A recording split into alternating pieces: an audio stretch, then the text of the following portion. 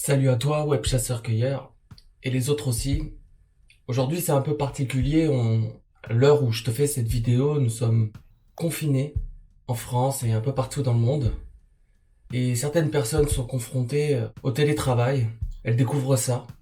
Alors moi, j'ai décidé de faire une vidéo pour expliquer les trucs que j'ai découverts pour que tout se passe bien.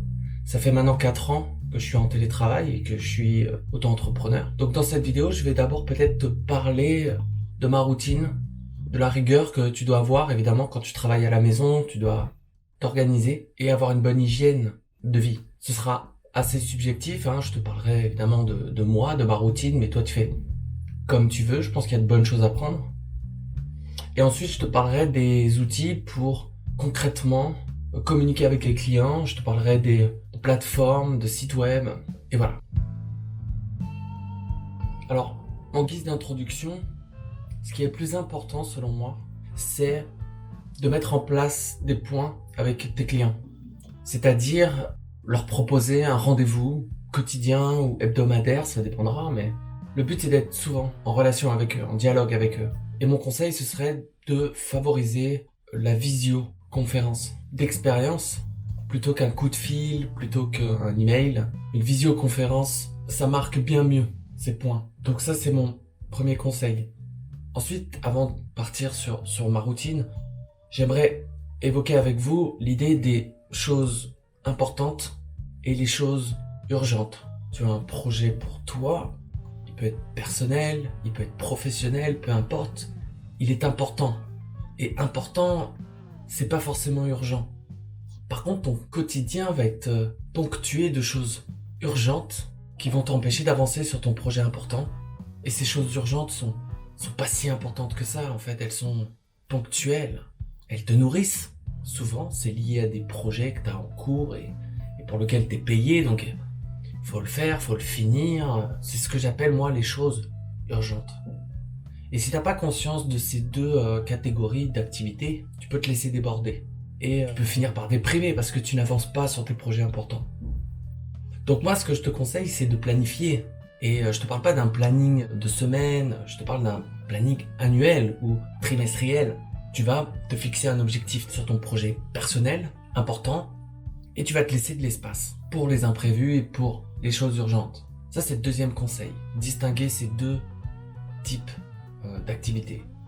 Puis ensuite, l'idée que tu vas devoir programmer avec chacun de tes clients ou avec ta hiérarchie ou avec tes collègues des points réguliers, ça c'est de la planification. Mais on y reviendra avec les outils un peu plus tard. En termes de routine à proprement parler, à quoi ressemble la journée d'un télétravailleur, d'un travailleur en remote? Eh bien, personnellement, mon horloge biologique s'est adaptée et maintenant je me lève naturellement, sans réveil. Enfin, je mets un réveil, je le mets aux alentours de 9h30, 10h. Mais souvent, je me réveille avant. Tout ça se passe de façon très douce. Je te souhaite d'arriver à ça. Peut-être qu'au départ, tu vas avoir besoin d'un réveil. Mais petit à petit, il y a des chances que, comme moi, tu arrives à trouver ton beau créneau. Alors, tu peux aussi te lever à 5h du mat ou à 6h, te laisser un temps pour faire du sport, pour méditer.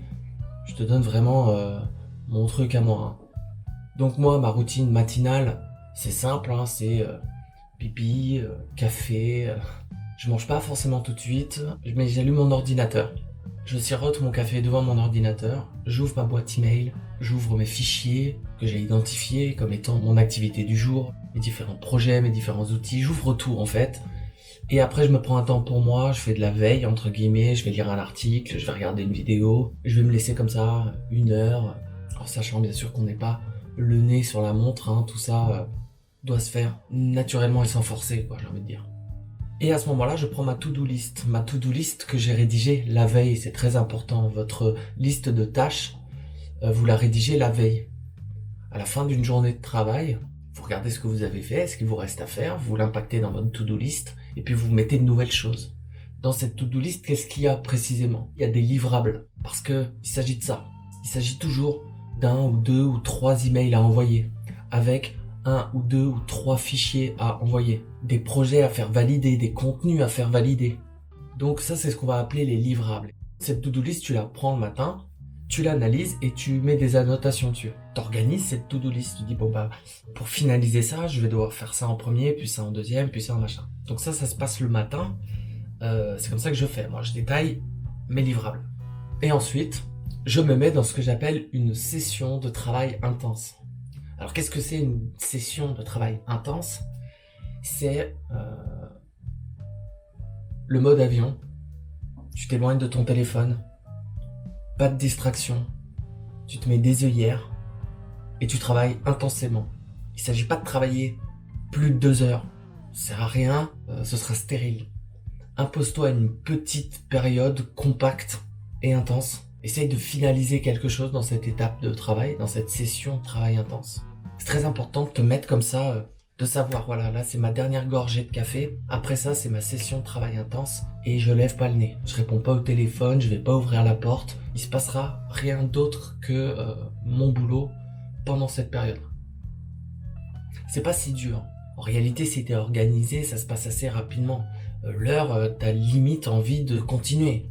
Tu vois, si tu te mets un petit bip pour te signaler que ça fait 2 heures que tu travailles sur un projet, si t'es vraiment à fond dedans, tu peux être très efficace et coupé par ta propre organisation de journée. Si tu veux, des fois, moi, ça fait 2 heures que je travaille, je pourrais encore prolonger, mais je me force à arrêter parce que j'ai d'autres choses à faire dans ma journée et parce que je sais que si je continue là, c'est ma fin de journée qui sera impactée. Ma fin de journée, j'aurai plus d'énergie pour continuer à travailler.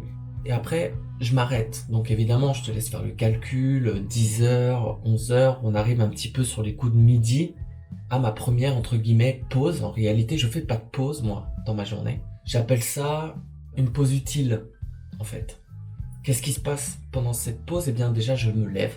Physiquement, je bouge. Je vais faire des courses, je fais le ménage, je fais du sport, je prends une douche.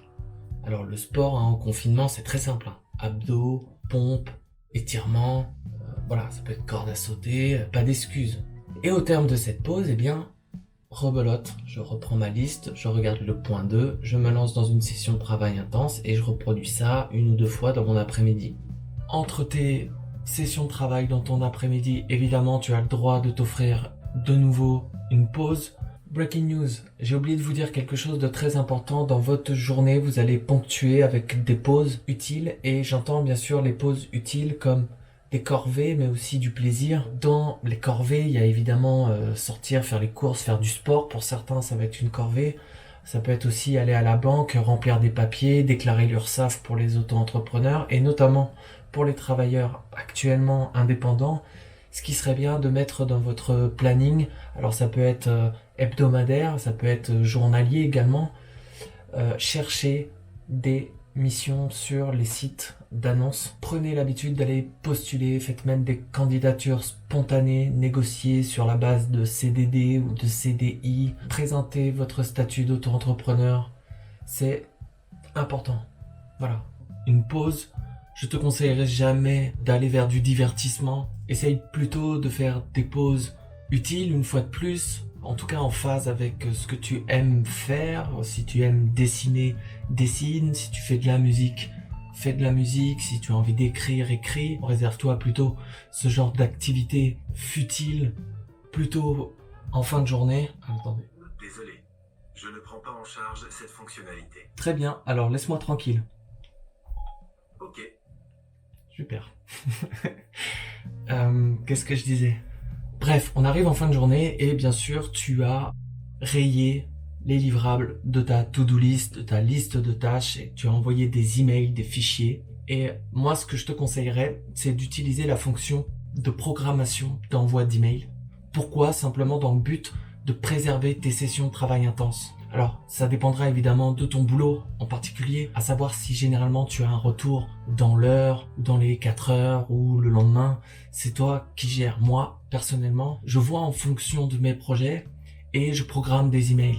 J'évite, par exemple, d'envoyer un email en début d'après-midi parce qu'il y a de fortes chances qu'en plein milieu de l'après-midi, j'ai un retour. Et comme j'aime être disponible, réactif, agile avec mes clients, je vais plutôt envoyer mes emails en milieu d'après-midi pour avoir un retour en fin de journée et pour pouvoir le traiter plus sereinement. Je vais aussi programmer des emails pour le lendemain matin. En effet, vous allez comprendre puisque moi, je suis plutôt productif le matin, mais plus créatif le soir, ce qui fait que je me laisse de temps en temps 1 heure ou 2 le soir, après manger, pour avancer sur mes projets. Évidemment, c'est pour également préserver ma concentration et pour pas être interrompu, que ce soit le matin ou le soir. Il y a de fortes chances, il y a peu de chances que tu sois appelé par un client ou contacté par un ami. Bon, c'est pas clair encore, hein. Ce que je veux dire par là, c'est que en fin de journée, je reçois le retour de mon client. Il m'arrive parfois de prendre ce retour et de le traiter. Donc, ce qui fait que je termine à 1 heure qui n'est pas décente. Donc, je programme un email pour le lendemain. Je sais que mon client va pouvoir le réceptionner, le traiter, me répondre. Et moi, je serai frais et dispo pour m'y mettre. Voilà. Ce qui fait que dans ma liste de tâches pour le lendemain, j'anticipe le retour qui aura lieu dans la matinée ou dans l'après-midi, peu importe. En tout cas, je réserve du temps pour traiter les retours de mon client. Yo. Ouais, top. Pardon. Récapitulatif. On a vu la routine, c'est faire des points réguliers avec votre client, favoriser la visio. Il y a 2 types d'activités, les projets et les choses urgentes et les choses importantes. Le fruit de notre travail, ce sont des livrables et notre organisation va passer par une liste de tâches, une to-do list qu'on va donc faire la veille pour le lendemain. On va manager sa journée avec des sessions de travail intenses, des pauses utiles et on va utiliser les programmations d'envoi d'email pour préserver ces espaces. Indispensable pour travailler de chez vous et échanger avec vos clients, principalement et en première position, je dirais Google et ses outils. Évidemment la boîte mail, Gmail, Hangout qui va vous permettre de chatter, de faire des appels, visio également, seul ou en groupe. Google Drive pour stocker des fichiers. Vous avez un espace limité mais c'est largement suffisant. Vous avez également Google Doc, un espèce de traitement de texte en ligne. Google Slide, un espèce de PowerPoint. Et Google Sheet, un espèce d'Excel. Et bien sûr, ces outils sont collaboratifs. Vous pouvez joindre des collègues sur vos fichiers et tout le monde peut intervenir dessus. Et enfin, bien sûr, vous avez Google Agenda pour organiser ce qu'on a vu précédemment, donc votre routine, que ce soit vos livrables, organiser votre journée, vos pauses et vos sessions. Alors en complément des outils de Google, je te conseillerais d'utiliser des plateformes designées spécifiquement pour le travail en collaboration. Je pense évidemment à Slack et ou Discord. Alors on va faire un petit croisé de l'un et de l'autre puisque ils ont tous les deux des qualités. Je dirais que Slack est facile d'accès, plutôt ergonomique, assez intuitif. Discord propose pas mal d'options très intéressantes. Sur les 2 plateformes, le principe c'est que ce sont des serveurs dans lesquels vous allez réunir vos contacts. Vous allez créer des salons pour Discord et des channels sur Slack. Donc c'est vos thématiques ou vos projets.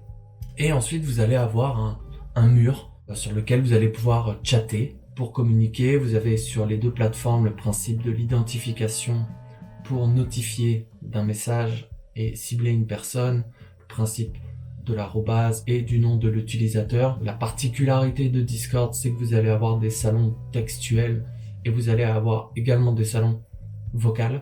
Slack propose quelque chose d'intéressant, c'est la notion du thread. Le thread, c'est, vous savez, répondre à un message spécifique et l'isoler en parallèle de ce mur de conversation. Ça peut être utile quand vous avez un flux de messages conséquent et que vous ne voulez pas perturber le mur principal. Sur Discord, vous ne pouvez pas faire ça. Bien sûr, sur les 2 plateformes, vous pouvez avoir des conversations privées. Sur Slack et sur Discord, vous pouvez aussi faire des groupes de conversations privées ou appeler. Sur Discord, vous pouvez même faire des visio calls, seul ou à plusieurs. L'avantage également de Discord, selon moi, c'est le principe du stream. En plus de la visio, en plus des salons vocaux, je dirais qu'on peut aussi attribuer des rôles spécifiques qui donnent des accès en fonction du rôle donc attribué aux membres du serveur. Alors c'est très bien pour travailler, c'est aussi très bien pour réunir une communauté, et particulièrement sur Discord, puisqu'il va y avoir des rôles avec vos membres les plus engagés Sur mon Discord, par exemple, j'ai mis en place un système avec un bot pour filtrer éventuellement ceux qui souhaitent aller un peu plus loin dans la communauté. Et ça, évidemment, c'est intéressant. Les bots, il y en a aussi sur Slack, mais sur Discord, voilà, les possibilités sont vraiment très grandes. Et personnellement, moi, donc, j'ai un faible pour Discord. Par contre, ça va vous demander un peu d'investigation pour bien comprendre la plateforme. Mais bon, le jeu en vaut la chandelle, c'est à vous de voir. La facilité, c'est Slack, et les ambitieux iront plutôt sur Discord.